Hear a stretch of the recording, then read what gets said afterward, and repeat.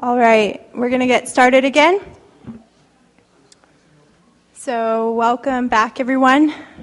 This is the BDCP Effects Analysis Review, Phase 3. And we're going to continue back into presentations from ICF International on the BDCP effects analysis.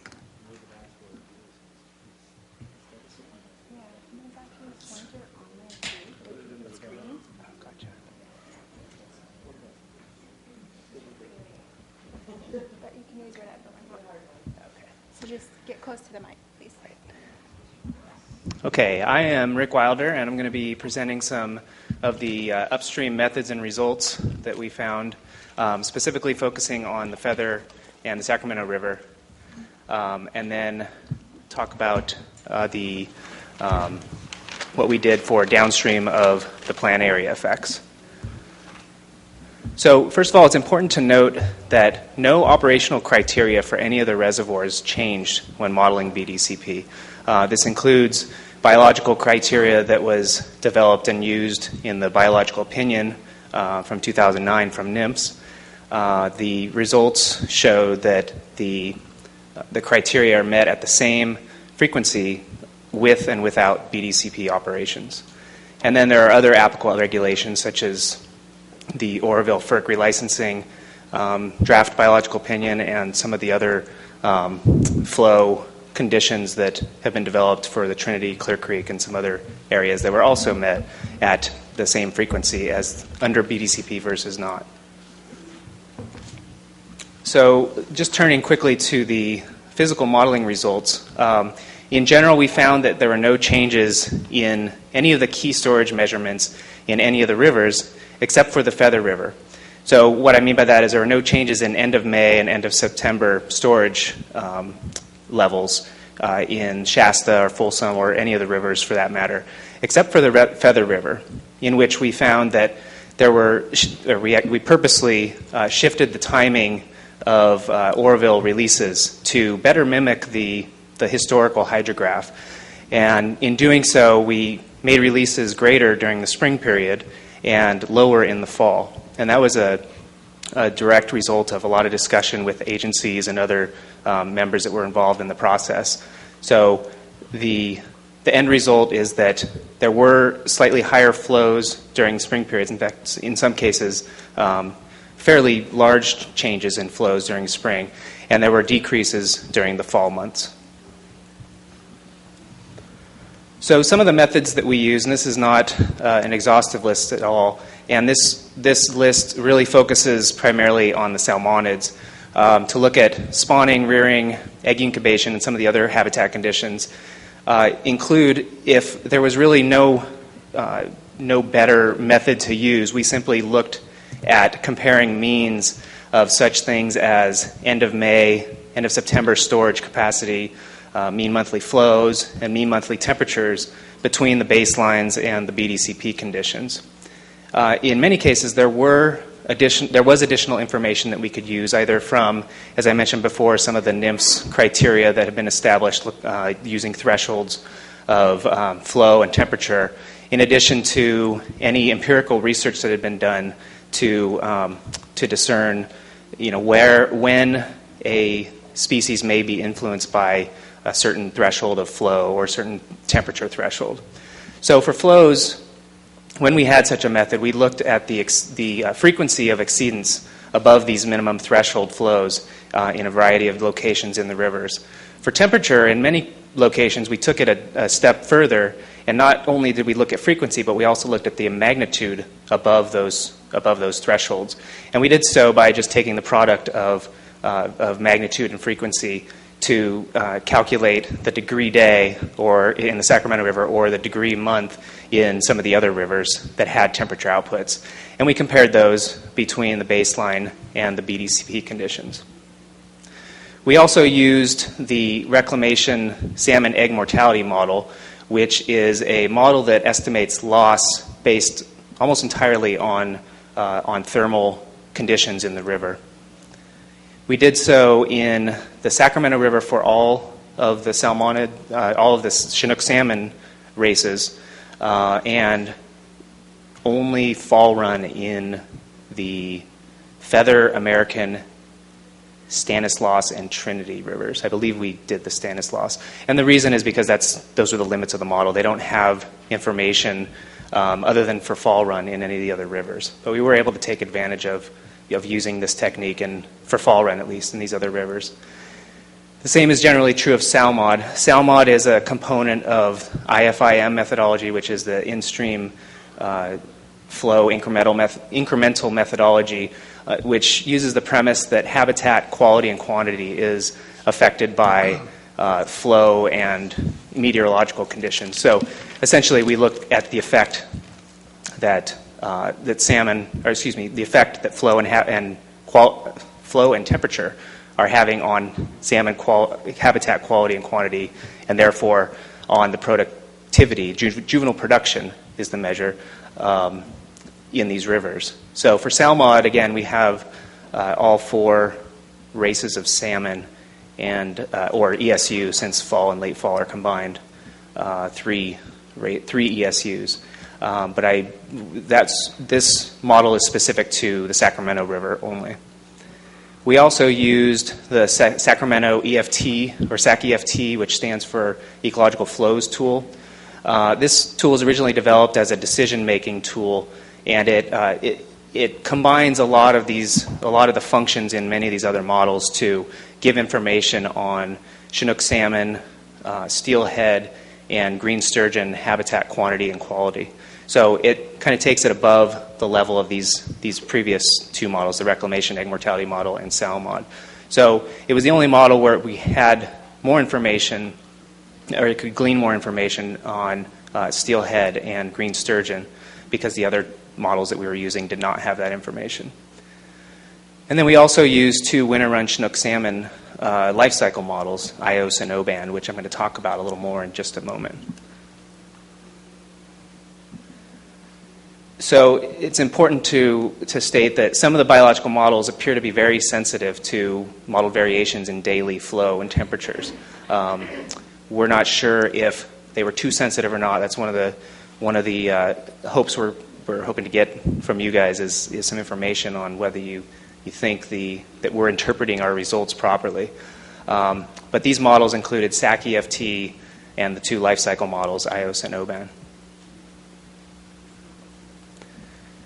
So looking at some results in the Sacramento River, and I'm going to present these results really at a high level. There are smaller nuances within them, but we think overall this is a good summary of the overall effects upstream of the delta for these different species. So for winter run and spring run and steelhead, all the analyses except for SAC-EFT really showed no effects at all. And that's consistent with our understanding of how the operations are going to be in the Sacramento, which state that really there's no change in operations, and therefore we shouldn't be seeing really any effects to these species. SAC-EFT, however, did show a little bit of some small changes that we think was mostly due to this high model sensitivity. For fall run Chinook salmon, green and white sturgeon, and lamprey, and actually I forgot to include split tail on here, the analyses all show essentially no effect, which again is consistent for what we know about Sacramento River operations. In the Feather River, we found some variable results. Again, in the Feather River, as I mentioned, we did set up the operations such that there were higher releases in the spring and lower releases in the fall, and that was reflected in the calcium outputs as predicted. And therefore, the species that are around in the system during that time of year, for the most part, are affected either positively or negatively. So there's one exception to that, and I'll get to that after I tell you that there were no effects or beneficial effects to spring run and steelhead in the Feather River. Steelhead rear year-round. However, there are 2 parts to the Feather River. There's what is commonly referred to as the low flow channel, which is upstream, which houses, or not houses, but is where roughly 85% of all of the fish are spawning. The downstream section, which is called the high flow channel, has about 15% of the fish.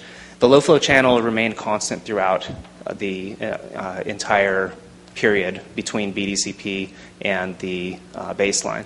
And those are really regulated flows, so we wouldn't expect any changes there. So the real changes are downstream, where we wouldn't expect really to find any of the spring or steelhead. So that explains why we don't really see an effect on those two species downstream, or in the Feather River overall. We did find some beneficial effects to fall run. They're around during that period that could be positively affected due to increased flows in the spring period. We found some small negative effects on white and green sturgeon. Again, this is mostly because that they're around during that fall period when flows decrease. And if you take a closer look at the data, this bullet is probably a little too strong. The effects are not entirely negative in the Feather River. We also find some positive effects during the spring period, just as we find negative effects in the fall. And then there were mostly no effects or small beneficial effects on Pacific and river lamprey. So now I'm going to spend a couple minutes on the IOS and OBAN models. First, the IOS model. IOS stands for the Interactive Object-Oriented Salmon Model. It's a model that's been developed for a number of years now. Its strengths include that it relies on established models to evaluate effects. So one of the big components of the model is the delta passage model, which Maren discussed earlier, and really introduced you to what's going on in that model. The model, in addition to both IOS and OBAN, actually this applies to, are useful for comparing relative effects of different scenarios, but they're not the greatest at providing outputs that you can trust as raw values. So actually all of the analyses that we did with these outputs are on a relative basis. We don't conclude that there's X number of fish that we expect to find as a result of this model. It's all as a proportion of baseline.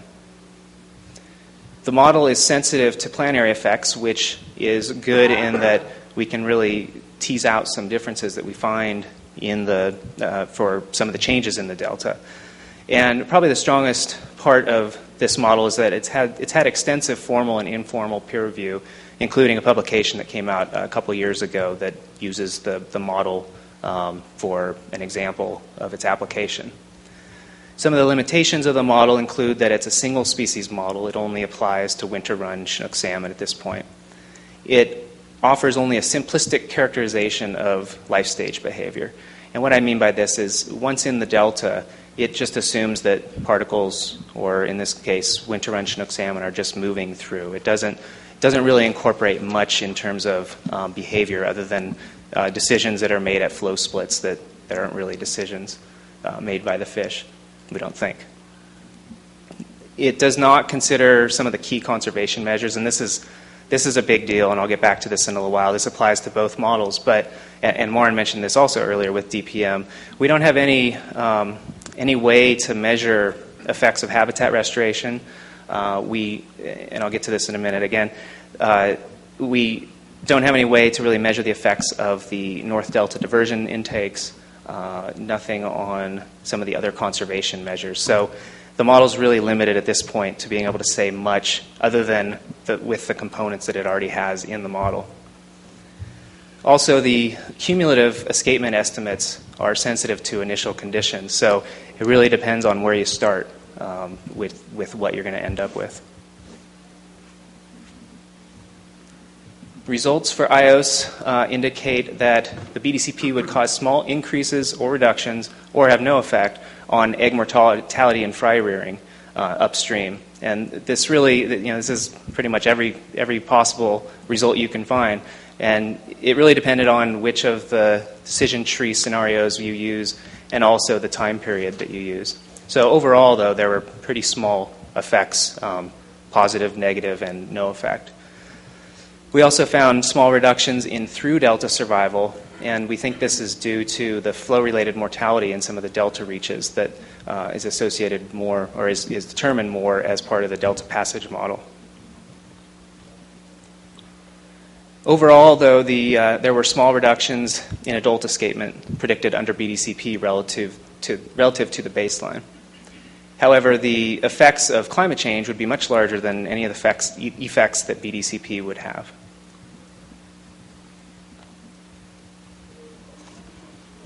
So we did, although the model doesn't have these additional components that we would have liked to include as part of the entire BDCP package, we did try to do some post-hoc sensitivity analyses to try to evaluate the effects that some of these conservation measures may have. One of them was the non-physical barrier at Georgiana Slough, where we assumed that a certain proportion of fish, when the barrier was active or installed, would not be going into Georgiana Slough and therefore wouldn't be subject to Central Delta conditions. Instead, they would stay on the Sacramento River. We found that when we incorporate this into the model, there would indeed be small benefits that could be derived from through Delta survival of the winter run Chinook. We also looked at predation at the North Delta intake by assuming a certain loss percentage. I think the range we used was between 1% and 5% at the North Delta. And as predicted, we found that there would be a reduction in through Delta survival. The interesting part of the model is that both of these effects on through Delta survival, either positive with the non-physical barrier or negative with the North Delta intake predation, would result in larger effects to adult escapement than we would have predicted. It wasn't really a one-for-one addition. It was like a 1 to 5, for example, multiplicative type effect. And this indicates that the model is highly sensitive to in Delta conditions. Now looking at OBAN, which stands for the Oncorhynchus Bayesian analysis, and is also apparently a very good scotch, although I don't drink it, is the model strengths include that it's been promoted by Delta Fisheries experts for quite a while now. I believe there are many agency folks that think this is a very good model to use. It's a statistical model that's based on observed actual collected data. And it uses the AIC technique that's becoming more common for developing life cycle models, where you find a number of, it's essentially a multiple regression, where you find a number of covariates that you throw into the model, run it all different ways, and come out with the best formula, and then you can apply that as a life cycle model.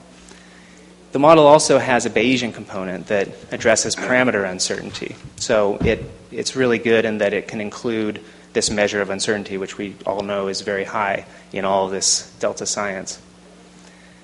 The limitations include that the data record is shorter than that of IOS, and this is simply because we only have 30 years of observational data, as opposed to IOS, which uses the entire CalSim, the entire 82-year CalSim period.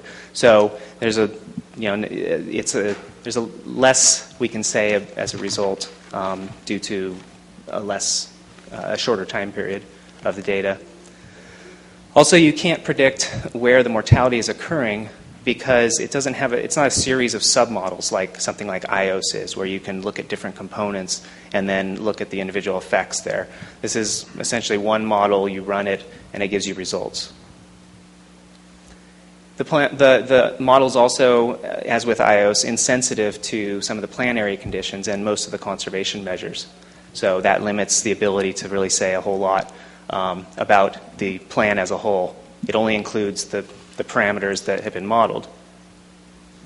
And a benefit to the Bayesian component is obviously that you can address this uncertainty, but one of the limitations or drawbacks to that is then you have much larger probability bounds around your results. So it limits your ability to say with much confidence whether there's an effect or not. So results from OBAN indicate that adult escapement would decline under BDCP. And we feel this is primarily due to the high sensitivity of the model to upstream temperatures, which may not be representative due to the node that the inputs to the model are occurring. And by this, I mean the model uses Bend Bridge as its upstream node for temperatures in the Sacramento River. However, 90+% of winter run Chinook salmon are actually spawning many miles upstream of that location in the Keswick to Balls Ferry area. And we know through looking at this a little more that the flow to temperature relationship at Bend Bridge is much stronger than it is in this upstream area. So we think maybe this result is may not be entirely representative of where the salmon are occurring, and may not be completely valid as a result. And probably more importantly, there were no changes to Shasta storage, as I mentioned earlier. They're expected under the BDCP relative to the baseline. It turns out there were some small changes in flow that were observed, and those got picked up on by the daily temperature model, and were particularly strong, as I mentioned here, in the OBAN model, which has a really high sensitivity to temperature. So those effects are really amplified on your way through the modeling sequence. We've talked to the reclamation managers about how they can manage flows during the actual application of BDCP, and they've indicated that it would be easy to manage the flows in real time to match those of the baseline. So we've got a model result here that shows something, but we're being told by reclamation that we can manage it in real time. So, we're a little unsure as to what what to believe. But if nothing else, there's certainly an additional element of uncertainty here as a result. And then again, as with IOS, the effects of climate change are larger than the effects of BDCP. Also, the through delta winter run survival increased moderately under BDCP. This was a result of two main factors. One is a reduction in south delta exports and the Yolo bypass inundation being higher. But the model doesn't include any of the conservation measures except for some aspects of conservation measure 2, which is the Yolo bypass enhancement. So they should say, so no benefits or potential adverse effects from North Delta diversion are included in the model results. So again, the model is incomplete, just as IOS was. So again, we did do a sensitivity analysis, as we did for IOS, to try to estimate, in this case only for the predation effects in the North Delta. And it showed very minor effects overall on winter run Chinook salmon escapement. Unlike IOS, which showed some really amplified effects, we found relatively minor effects in OBAN. So some differences in model results. So overall, for IOS and OBAN, we feel the results should be interpreted with caution. All models are incorrect. We wish that the model had more in it so that we could really analyze the entire plan, but they were the best life cycle models that we found in our laundry list of potential models to use in this effects analysis. As I mentioned, most of the conservation measures are not included in either of the models, and the models are not fully equipped to evaluate changes in delta conditions related to flows and restoration. So I feel the two biggest components that the models are missing are changes to the plumbing of the system, in that we've got the North Delta diversion that's not included, and then habitat restoration, 65,000 acres of tidal habitat restoration that's not included in the models. And so, and in addition, the models are not fully representative of conditions experienced under the entire life history. As I mentioned, upstream we've got a location for temperature that is outside of the range, nearly outside of the range of where we would find the large majority of winter run Chinook salmon spawning. And then finally, there's also large variation in the model calculations to deal with uncertainty, which is great. We've got a stochastic component in IOS, and we've got this Bayesian component in OBAN. But it led to large ranges in the results, which limits our ability to say with much confidence whether these differences are really occurring or are just a result of uncertainty. Turning to the effects downstream of the plan area, we received a question about what we did, asking us what we did for the downstream effects. Well, we did analyze potential effects of BDCP on these downstream water bodies. Nothing was explicitly written in the analysis, but some of the things that we looked at for potential effects included flows, sediment inputs, food inputs, water temperatures, and dissolved oxygen.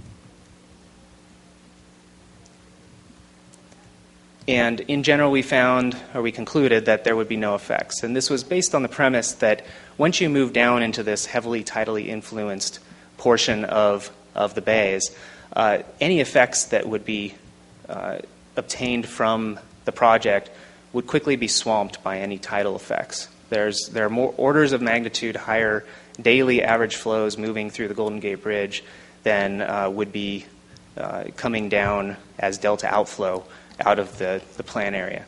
So with that basic premise, we concluded that these effects would really not be anything substantial and in this case really worth mentioning in the report. However, because we have heard a lot of questions, not just by this group but by others, talking about this and asking us about it, we do plan to supplement the analysis and the text with a more explicit treatment of these downstream effects. Any questions?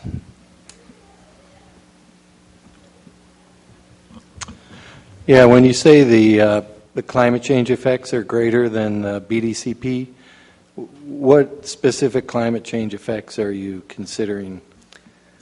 Well, the climate change modeling that we did primarily dealt with changes in flows based on precipitation changes and water temperatures that are, again, based on flows. So you can actually run these scenarios. We have what we call EBC2, EBC2 ELT, and EBC2 LLT, which is the baseline under each of the three climate scenarios. And when you do that, you can differentiate what the effect specifically to climate change would be. So ultimately the effect is on winter run escapement, for example.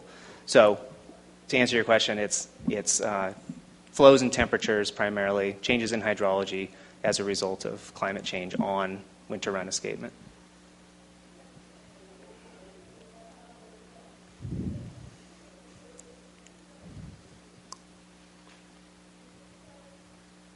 Okay.